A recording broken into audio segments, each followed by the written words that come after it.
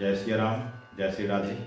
आज हम आप सभी से चर्चा करेंगे कि हम लोग जब ठाकुर जी की सेवा करते हैं, गोपाल जी की सेवा करते हैं, श्री विग्रह की सेवा करते हैं, तो जब उन्हें जगाते हैं तो घंटी बजाते हैं, भोग लगाते हैं तो घंटी बजाते हैं, आरती करते हैं तो घंटी बजाते हैं। इसका महत्व क्या है? तो देखिए, जब ठाकुर जी की सेवा जब अपने पार्षदों को बांट रहे थे प्रभु, तो उन्होंने घंटी को ये सेवा दी कि तुम जब भी मेरा भोग लगे, आरती हो, तो तुम अपनी सेवा प्रदान करना। और जब भगवान का प्रादुर्भाव जब श्रीधाम वृंदावन में हुआ और जब माखन लीला का प्रकरण चल रहा था,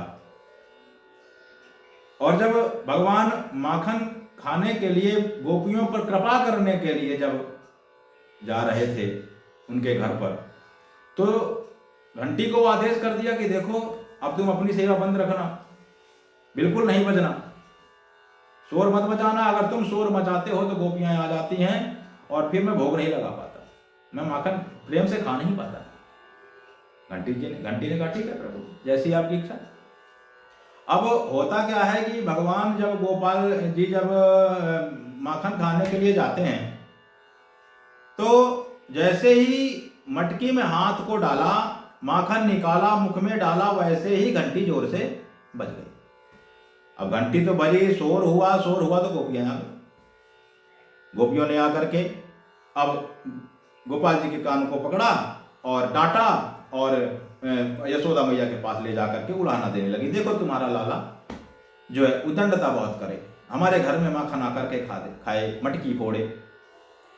भागवत आदि में वर्णन है, आप लोग सुनते हैं, श्रवण करते हैं विशेष रूप से। भगवान वहां चुप रहे, मगर अंदर आकर के घंटी से कहा कि क्यों, मैंने तुम्हें मना किया था ना कि तुम शोर बिल्कुल मत करना, लेकिन तुम माने नहीं। देखो, मैं भोग लगा ही नहीं पाया, मैं खा ही नहीं पाया ठीक से। घंटी ने हाथ जोड़ करके कहा, प्रभु क्षमा करना, अब आप ही बताइए कि आपका भोग लगे, आपकी आरती हो और मैं ना बजूं तो मेरा दूसरा काम क्या है?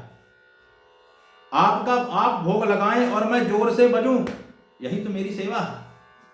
और मुझे कृपा करके मेरी सेवा से वंचित ना करें।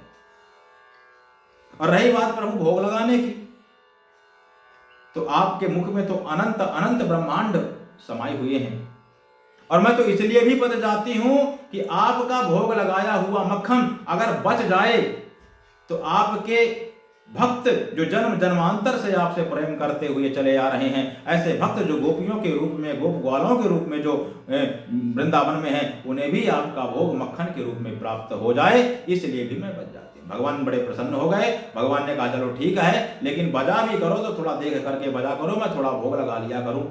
इसलिए हम लोग जब ठाकुर जी की सेवा करते हैं, आप लोग जब ठाकुर जी की सेवा करते हैं, तो भगवान का जब भोग लगाएं, आरती करें, तो भगवान के कुछ, और अथवा जब भगवान शयन कर रहे हैं तो उन्हें जब उठाने जाएं तो घंटी जरूर बजाएं। भगवान की घंटी बजने से बड़े प्रसन्न होते हैं और आपकी सेवा भी पूरी हो जाती है। इस प्रकार से आप लोग जब भी सेवा करें ठाकुर जी का, प्रसन्नता पूर्वक सेवा करें और उनकी सेवा नियम पूर्वक करें।